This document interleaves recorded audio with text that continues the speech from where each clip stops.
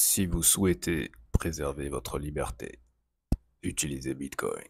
Alors, salut YouTube, aujourd'hui je voudrais vous expliquer la genèse de comment est-ce que j'ai découvert Bitcoin. Et ben, en 2014, il y a ce documentaire sur j'allais dire l'expatriation, la fuite de Edward Snowden. Edward Snowden qui est l'homme qui a révélé au monde entier la surveillance de masse généralisée des États-Unis via la NSA, mais aussi via énormément d'outils que vous utilisez tous les jours, comme Microsoft Windows et toutes les suites de logiciels Microsoft, comme Facebook et toutes les suites de logiciels Meta, et ainsi de suite. Et donc ce documentaire, moi je l'avais vu en 2014 au cinéma à Paris, dans le 13e arrondissement d'ailleurs, derrière les Gobelins. Alors je me souviens plus, même je crois que c'était sur l'avenue des Gobelins, hein, ouais, ouais, ouais. Je crois qu'il y a un cinéma là-bas. Et vous pouvez y accéder gratuitement sur Internet en anglais. D'accord, là c'est une version qui est sous-titrée en espagnol, mais vous pouvez en trouver d'autres. Alors sous-titrée en français, je crois pas qu'il y en ait, mais voilà, c'est voilà, ça c'est une autre version. Enfin c'est la même version en fait, hein, c'est le même film, hein. Full documentary. Donc c'est attention à ne pas confondre avec le film qui a été fait plus récemment par Oliver Stone, qui est un film, d'accord. Avec, voilà, ça c'est le film, d'accord. Ça c'est une reconstitution, alors que là, 2014, ben, c'est le vrai documentaire, et en plus, je veux dire, la révélation de Snowden, c'est en 2013, hein, donc c'est au moment où ils tournent, c'est pas surjoué. Ils sont vraiment en train d'essayer d'échapper aux États-Unis, hein, quand même, hein. Faut savoir que Snowden, encore aujourd'hui, si jamais les États-Unis lui tombent dessus, ça va très mal se passer pour lui. Alors, quel est le lien avec le schmilblick? Le lien avec le schmilblick, c'est que dans le. Alors, attendez, je vais revenir ici. Yes. Voilà, le lien, c'est que, donc, à partir du moment où je vois ça, je prends une gifle énorme, je me dis, what? Tous les logiciels que j'utilise, potentiellement, ils peuvent nous enregistrer, etc. Et donc, du coup, je deviens ultra parano, je cherche sur Internet, comment est-ce qu'on fait pour sortir de la surveillance de masse, et ainsi de suite. Et la première chose qui vient à l'esprit, c'est les fameux logiciels libres. Et le pape du logiciel libre, c'est GNU Emacs. D'ailleurs, je vous mettrai une vidéo de, je crois que c'est Defender. Je vais mettre ça, peut-être que je vais le trouver. Ah ouais, mais non, mais Defender Intelligent, je crois que c'est ça. Intelligent. Alors, je vais mettre. Je sais pas comment est-ce que je pourrais le retrouver? Non, parce que évidemment, c'est pour ça que les gens. Les Français qui mettent des pseudos en anglais, c'est pas une bonne idée. Ah, voilà, Defender Intelligence. Voilà. Voilà, qui raconte l'histoire de Richard Matthew Stallman, le fondateur de la FSF et de GNU Emacs, celui qui a codé GNU Emacs. Voilà, GNU Emacs, vous avez le site officiel ici. Spoiler alert, vous n'avez absolument pas besoin de connaître GNU Emacs, hein, on s'en fout. Ça, je vous raconte juste ma vie, un petit peu sur comment est-ce que j'ai découvert ça dans le logiciel GNU Emacs. C'est ce que je cherchais, mais j'ai pas retrouvé parce que maintenant je mets tout en anglais par défaut. Mais le traducteur de la version française du tutoriel, il y avait deux personnes. Il y avait la personne qui avait fait la première traduction, et il y avait la personne qui avait continué, qui avait pris le flambeau. Et bref, j'avais essayé de contacter les deux, et il y en a un des deux qui m'avait répondu. Et sur sa page web, il y avait le logo de Bitcoin. C'était la première fois que je voyais Bitcoin, etc. Et donc j'ai commencé à me poser énormément de questions, parce que déjà à l'époque, la première fois où je travaillais sur Internet, c'était en 2012, où j'avais fait mon premier cours par Internet, une première vidéo sur Internet, et ainsi de suite. Et donc, comme je l'ai découvert ça en 2014, j'étais déjà quand même assez actif, alors pas autant qu'aujourd'hui, mais j'étais quand même assez actif sur Internet, et notamment en travail, en vidéo, etc. Et donc d'avoir un paiement purement Internet, parce que j'avais déjà utilisé PayPal, mais PayPal prend une commission, et ainsi de suite, bah, ça m'avait énormément intrigué dès le début, en mode ah ouais, mais ça peut être vachement génial, une monnaie de l'internet, un protocole à l'intérieur d'internet pour pouvoir échanger de la valeur, c'était très intéressant. Bref, euh, j'abrège un petit peu parce que ma vie ça vous intéresse pas trop. Euh, et je m'aperçois que Wikileaks, d'accord, Wikileaks, sans lequel des médias comme Mediapart et ainsi de suite n'auraient pas accès aux sources d'informations, notamment par exemple les fameux Panama Papers et Pandora Papers, on va regarder ça dans un instant. Voilà. Et notamment toutes les arnaques qu'il y a eu par rapport à la guerre en Afghanistan et en Irak et ainsi de suite. Et notamment son fondateur, Julian Assange. Et donc là, je vous la fais courte. WikiLeaks suspend officiellement ses activités éditoriales le 24 octobre 2011 pour mobiliser toutes ses ressources contre un blocus financier orchestré à son encontre depuis 2010 par Visa, Mastercard, Bank of America, PayPal, Western Union. Et oui, parce que les États-Unis, ça leur a pas plu. Parce que Snowden, et pour quel est le lien entre Snowden et Wikileaks, c'est que Snowden, il a donné tous les documents à Wikileaks qui les a publiés et qui les a partagés. Et c'est comme ça que la presse internationale, française, etc., n'a pu être au courant. C'est comme ça qu'on a pu être au courant que Hollande, que Merkel, ils avaient été espionnés. Si Wikileaks n'avait pas partagé ces documents, eh ben, c'est pas possible. Déjà, si Snowden n'avait pas partagé ces documents à Wikileaks et si Wikileaks ne les avait pas donnés à la presse, on n'aurait pas été au courant, d'accord? Alors pourquoi je vous parle de ça? Donc du coup, les États-Unis, ils leur ont fait un blocage financier, donc du coup, les mecs, ils étaient morts. Sauf que, il y a des gens qui leur ont dit, hey, vous savez, il y a un truc qui s'appelle Bitcoin, et qui vous permettrait de recevoir des dons. Et c'est Bitcoin, littéralement, qui a sauvé Wikileaks, d'accord? Voilà. Puis après, il y a eu d'autres crypto-monnaies, comme Monero, dont on fera des vidéos sur Monero, mais plus tard, ou Zcash, qui sont des deux crypto-monnaies qui sont spécialisées dans l'anonymat, d'accord? Parce que Bitcoin n'est pas anonyme, contrairement à ce que beaucoup de gens pensent, d'accord? Voilà. Et donc, tout ça pour vous dire que dès 2011, donc, eh ben, Bitcoin avait déjà un usage concret, d'accord? Pour tous ceux qui ont été matrixés par l'usage spéculatif, etc. Non, Bitcoin, il y a plein d'endroits dans le monde où Bitcoin a été utilisé et est encore utilisé, hein, je rappelle, CF El Salvador, pour, comme de la monnaie sonnante et trébuchante concrète, pour résoudre un vrai problème réel. Et un vrai problème réel qui peut arriver, hein. Souvenez-vous, il y a 5 ans, il y a quelqu'un qui vous a dit, à partir de maintenant, il faut que vous ayez un certain papier pour être autorisé à sortir de chez vous, d'accord? Donc des restrictions, ça peut arriver rapidement. Alors juste, on va rapidement aller jeter un œil sur ce que c'est que les Panama Papers et Pandora Papers, d'accord? Alors, les Panama Papers, documents panaméens en français, désigne la fuite de plus de 11,5 millions de documents confidentiels issus du cabinet d'avocats panaméen, Mossack, blablabla, détaillant des informations de plus de 214 000 sociétés offshore, blablabla. Et les chefs d'État ou gouvernement de 7 pays, l'Arabie Saoudite, l'Argentine, les Émirats, l'Islande, le Pakistan, le Royaume-Uni et l'Ukraine, sont directement incriminés par servir l'Ukraine. D'accord? Voilà. Et la date de publication, c'est en avril 2016. Donc l'Ukraine, qu'on nous présente comme les gentils, bah, ils sont pas si gentils que ça. D'accord? Voilà. Et d'ailleurs, je crois que on va retrouver notre ami le comique. Alors, si c'est pas dans celui-là, ça doit être dans les Pandora Papers. Parce que je les confonds toujours, les deux. Donc, on va regarder Pandora Papers. Voilà. Donc, c'est du même acabit. Et donc là, c'est plus tard, c'est en 2021, mais toujours avant la fameuse guerre. Et on va aller chercher. Voilà. Personnalité concernée. L'enquête journalistique Pandora Papers a mis au jour les avoirs offshore secrets de plus de 130 milliardaires de 45 pays.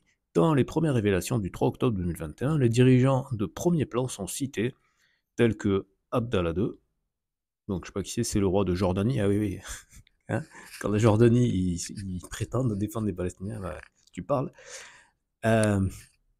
Lui, je sais pas qui c'est Saint-Domingue, donc la République dominicaine. À Paris, donc lui c'est le chef d'État de la Côte d'Ivoire. Bratislava, c'est en Slovaquie. Là, c'est au Monténégro. Là, c'est au Kenya. Là, c'est à l'Équateur, donc là, c'est à Dubaï. Là, c'est au Chili. Et bon, bah là, lui, on le présente plus, hein. Voilà. Voli voilo, voli voilo. Hein, ce sont les mêmes gens qui vont vous dire que vous devez respecter la loi. D'accord? Eux, ils ne respectent pas la loi. Hein, ils planquent leur argent et après, ils vous demandent de respecter la loi, de payer plus d'impôts et ainsi de suite. Voilà. Bon, enfin bref, ça c'était juste une petite parenthèse. Alors, je vais essayer de me cadrer parce que la dernière fois je suis parti un peu dans tous les sens. Et on va faire un petit peu l'inventaire du cours de Bitcoin for Everybody. On va regarder un petit peu quelles sont les choses qui sont proposées. Et ensuite, pareil, je vous montrerai comment est-ce qu'on passe à l'action. Donc, dans le cours Bitcoin for Everybody, que je recommande à tout le monde, hein, comme son nom l'indique, c'est 12 heures de temps, c'est un free certificate, donc un diplôme, vous allez voir qu'il y a un petit examen à la fin, donc c'est sérieux, hein, vous pouvez étudier ça sérieusement. Encore une fois, je rappelle que pour passer à l'action, vous n'avez pas besoin de faire ça. Ça, c'est pour les gens qui veulent approfondir la compréhension. C'est toujours mieux de comprendre les choses, mais si vous devez faire un arbitrage, c'est beaucoup plus important de passer à l'action que de vous renseigner ad vitam aeternam. Parce que comme je vous l'ai dit, ça c'est le piège, pour rester dans la théorie pendant 100 milliards d'années, et du coup vous ne serez jamais dans le concret. Et du coup, si d'un coup il y a le président qui dit nous sommes en guerre contre votre compte en banque, ben, vous pouvez vous retrouver dans la merde, comme ça s'est passé en Grèce en 2013. Hein. Ils se sont retrouvés à Chypre où leur propre argent était limité, restreint. D'accord. Donc c'est pour ça aussi que je vous présente ça. C'est pour bien vous faire comprendre que pour l'instant, vous avez la liberté, mais cette liberté, elle n'est pas éternelle. Donc autant se protéger. Voilà, alors on va essayer de rester cadré là-dessus. Donc l'unité 1, c'est l'économie de Bitcoin, d'accord. Voilà. Donc comment est-ce que la monnaie est arrivée, comment est-ce que l'argent est en monnaie, comment est-ce que le gouvernement intervient dans l'argent, ok. Les critiques keynésiennes et les autres arguments de l'économie de mainstream, donc des grands médias. Ensuite, un petit récapitulatif, et ensuite assessment, c'est-à-dire un petit test, quoi. Take this assessment to see how you well understood it. Parce que ça aussi, de nombreuses études en neuropsychologie ont montré que si vous ne testez pas votre acquisition de connaissances, en fait, ben, vous vous racontez de la flûte. Vous lisez des trucs, vous regardez des trucs, vous écoutez des trucs, vous avez l'impression que vous apprenez des choses, mais si vous ne testez pas le matériel que vous avez ingurgité, c'est-à-dire tester, c'est-à-dire en répondant à des questions, en essayant de reformuler, etc., donc bref, en étant actif, hein, si vous restez seulement passif à consommer, eh ben, vous n'allez pas du tout mémoriser et pas du tout comprendre ce qui se passe. Unit 2, la deuxième unité, donc l'investissement en Bitcoin. Donc là, qu'est-ce qu'on va voir? On va voir l'inflation de la monnaie fiat, c'est-à-dire les devises classiques, dollars, euros, etc. Voilà. Donc là, Michael Saylor, c'est le PDG de MicroStrategy, et c'est lui qui a fondé cette académie. Hein. D'accord. Et lui, donc, il dit qu'il fait, pardon, ce qu'on appelle, ce que Nassim Nicolas Taleb appelle skin in the game, c'est-à-dire qu'il joue sa peau, parce qu'il investit massivement en Bitcoin pour son entreprise, ce qui fait que si jamais Bitcoin se cassait la gueule, bah, son entreprise se casserait la gueule, donc sa fortune personnelle terminerait à zéro. Donc c'est-à-dire qu'il vous montre qu'il y croit, d'accord. C'est pas juste des paroles en l'air, c'est pas des punchlines sur YouTube, c'est la réalité. Et en plus, comme vous voyez, il nous met gracieusement, gratuitement, toutes ces connaissances accessibles au plus grand nombre. Donc il faut se sortir les doigts et se mettre au boulot. Les qualités de Bitcoin. Donc, est-ce que l'argent et Bitcoin ont besoin de quelque chose auquel être adossé? Hein, on avait parlé du dollar qui était adossé à l'étalon or, et qui n'est plus le cas d'ailleurs aujourd'hui. Hein. Le dollar est adossé à rien du tout. Le dollar est adossé aujourd'hui seulement à l'armée américaine. Hein. C'est uniquement la pression, la menace de l'armée américaine qui donne de la valeur au dollar, ou je devrais dire plutôt qui impose son acception. Ensuite, attention aux Ponzi, les bulles et les blocages des gouvernements. Il y a plein de gouvernements qui ont essayé d'interdire Bitcoin. Récapitulatif, puis après un test de connaissance. Ensuite, l'unité 3, l'histoire et la philosophie de Bitcoin. L'histoire du mouvement des cyberpunks. Les technologies qui ont précédé. D'ailleurs, quand je vous ai parlé de IMAX, il faut savoir que la cryptographie est très développée dans IMAX. La préhistoire de Bitcoin, le fichier de genèse de Bitcoin, l'histoire de Bitcoin, le livre blanc dont on avait parlé la dernière fois, la littérature SNI, donc SNI c'est pour Satoshi Nakamoto Institute, donc l'Institut Satoshi Nakamoto, Satoshi Nakamoto qui est le nom, enfin le pseudo de la personne, du groupe de personnes qui aurait inventé Bitcoin. Ensuite un récapitulatif, un petit test pour récapituler, la technologie, l'unité 4 c'est la technologie de Bitcoin, voilà. Donc, qu'est-ce que c'est que le registre de Bitcoin, ce qu'on appelle la blockchain en fait? Qu'est-ce que c'est que le minage de Bitcoin? Qu'est-ce que sont les nœuds et les portefeuilles de Bitcoin? Sachant que les nœuds, eh bien, vous pouvez vous-même créer un nœud, c'est-à-dire que en fait, les nœuds, c'est ce qui participe à sécuriser le réseau. Donc, c'est-à-dire que d'une certaine manière, comment le dire simplement, avoir un nœud chez vous, et c'est possible, ben, ça vous permet de garantir, vous pourriez un serveur pour garantir vos propres bitcoins, et ainsi de suite. Bon, ça, on en parlera dans 2-3 mois, quand je serai installé dans ma base, et où je pourrai justement en acheter un, et en monter un, et vous montrer comment est-ce qu'on fait. Parce que c'est ça aussi la magie du truc, c'est pour ça que j'insiste sur le côté pair à pair. C'est que pour la première fois de l'histoire, vous pouvez être un co-contributeur de ce nouveau système monétaire. Je rappelle également pour les sceptiques que BlackRock et JP Morgan et toutes les grosses banques du système traditionnel investissent dans Bitcoin. Donc ce n'est plus une question de savoir si ça a de la valeur ou si ça n'a pas de la valeur. Ça a de la valeur. La question c'est de savoir est-ce que vous acceptez que l'ancien monde de la finance traditionnelle, qui est le problème du système actuel, système financier et donc politique, puisque les politiciens sont assujettis à la finance. La domination mondiale, elle se fait via la finance. Si vous n'avez pas encore compris ça, vous n'avez rien compris au film. D'accord? Donc pour la première fois de l'histoire, on a une technologie qui est accessible à tout le monde et pour laquelle tout le monde peut participer. Donc c'est-à-dire que pour la première fois de l'histoire, on a la possibilité d'être 100% démocratique. Parce que démocratie sans le contrôle de la monnaie, c'est pas démocratie.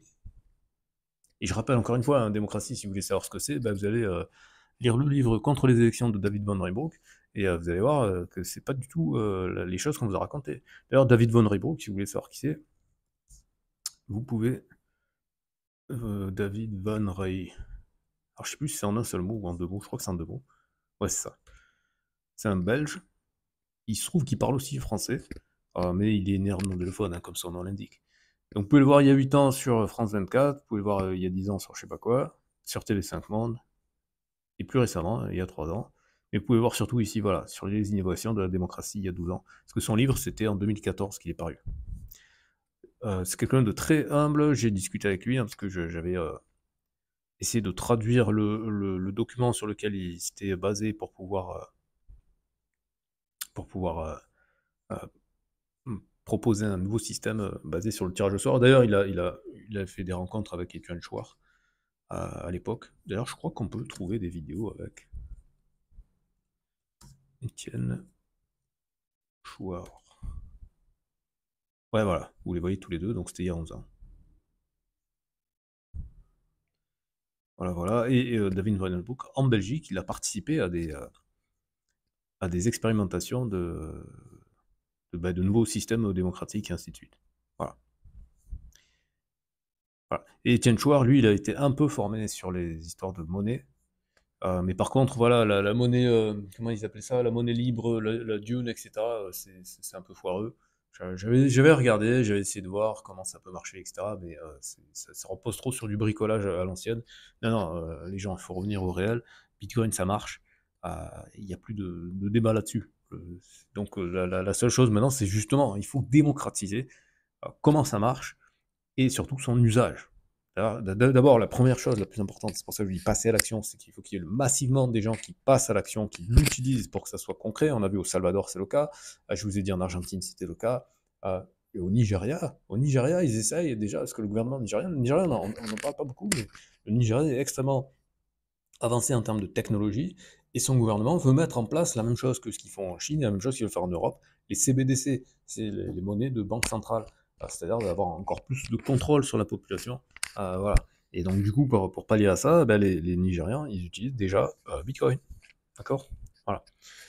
Je rappelle également, juste, mais ce sera développé dans le cours, que la Chine et la Russie, même si aujourd'hui ils font semblant qu'ils sont plutôt crypto-friendly, ils ont été pendant des années, ils ont essayé de faire la chasse aux cryptos et ils n'y sont pas arrivés, hein, la preuve.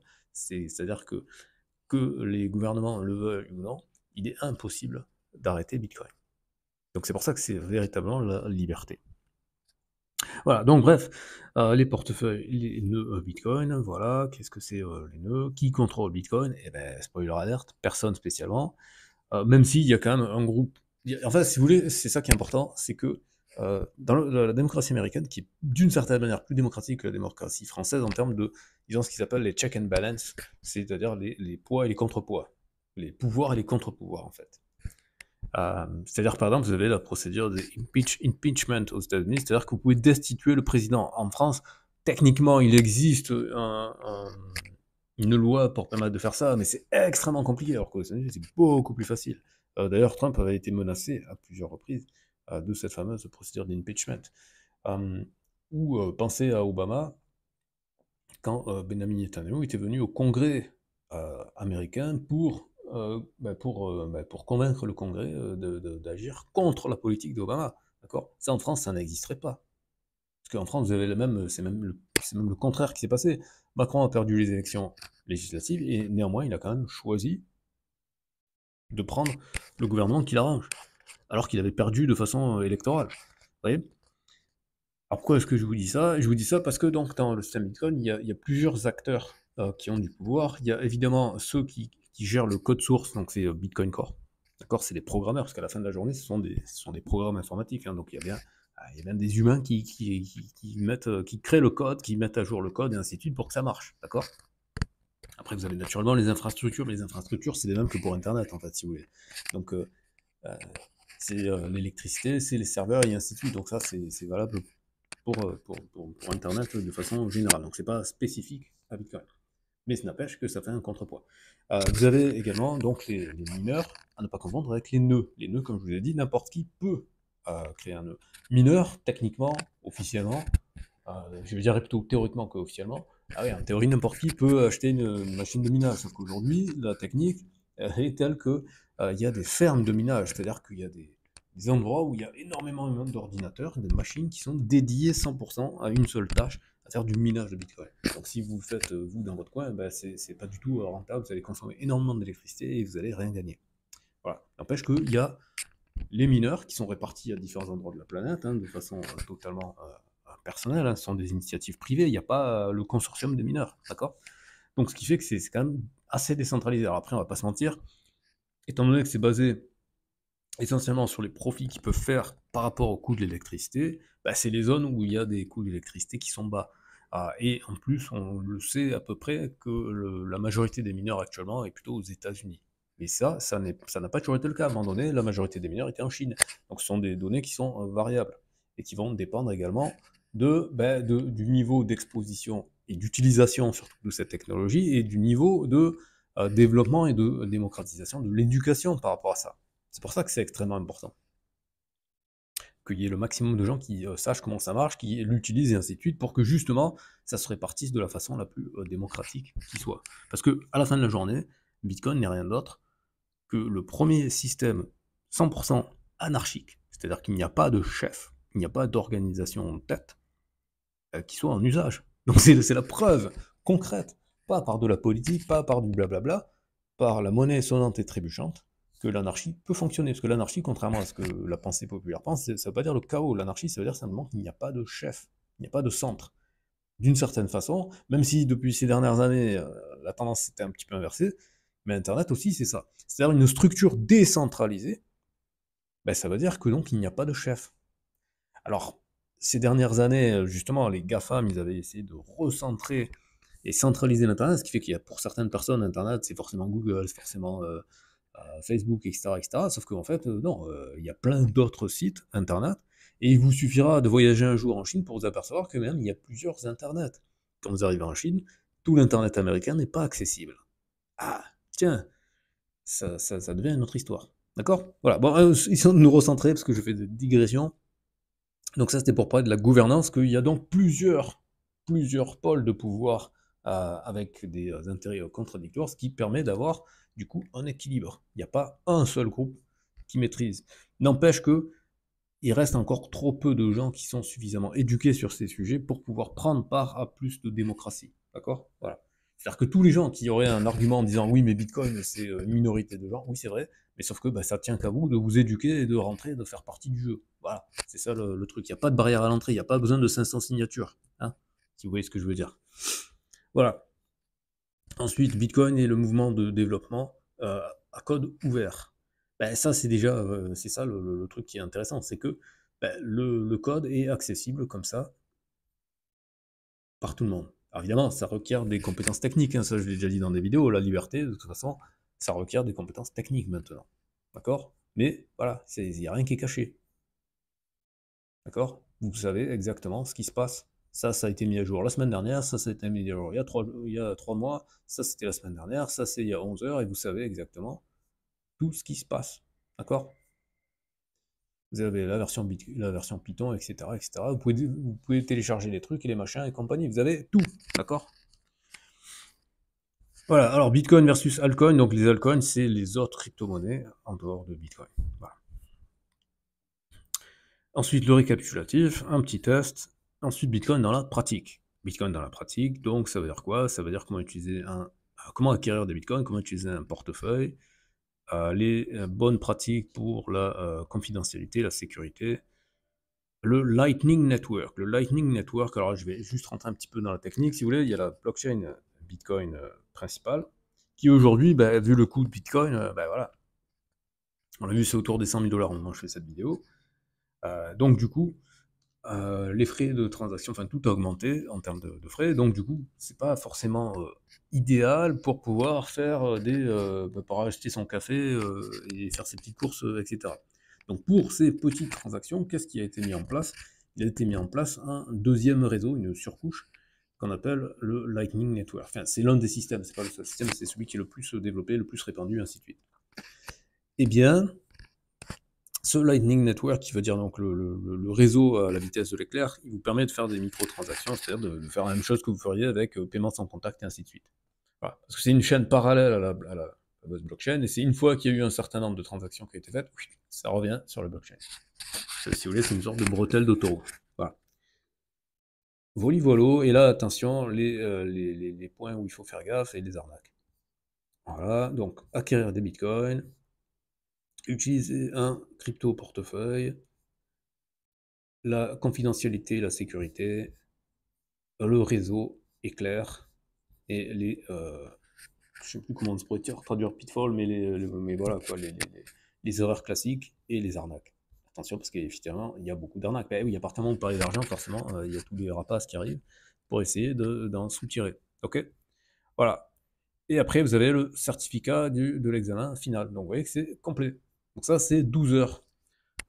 Donc je vais voir si je vais me lancer. Là, j'enregistre quand même pas mal de vidéos, donc là, au moment où vous allez voir ces vidéos, je les aurai déjà enregistrées. Dites-moi de toute façon dans les commentaires si ça vous intéresse d'aller plus loin par rapport à ça. Vous pouvez me contacter pour des coachings privés pour que je puisse vous aider à vous familiariser avec tout ça. Parce que je vous l'ai dit, hein, l'objectif c'est qu'il y ait le maximum de gens qui soient autonomes sur la question, d'accord? Mais il ne faut pas avoir de complexe à demander de l'aide, à se former, etc. Le but c'est toujours d'avoir à l'esprit que l'objectif c'est de devenir autonome, mais ça n'empêche pas de demander de l'aide pour aller plus vite, en fait, tout simplement. Pour pouvoir accéder au Bitcoin de la façon la plus simple qui soit, sans vous prendre la tête, vous avez mon lien dans la description en utilisant BitStack. D'accord? Et en utilisant ce lien, vous m'aidez, parce que si vous prenez pour vos 100 premiers euros, je gagnerai 5 euros et vous aussi. D'accord? C'est du gagnant-gagnant. Voilà. Pour pouvoir faire ça, il faut que vous ayez une banque qui soit crypto-friendly, donc c'est-à-dire qui ne vous fasse pas chier, etc. Ce n'est pas le cas des banques françaises, les banques françaises font chier. Donc, je vous en recommande deux. Je vous recommande N26 ou Revolut. Pareil, vous avez des liens dans la description. C'est assez rapide de vous inscrire et puis vous avez des petits bonus et moi aussi. Et comme ça, tout le monde il est content. Voilà, c'est tout pour cette vidéo. À très bientôt pour une prochaine vidéo.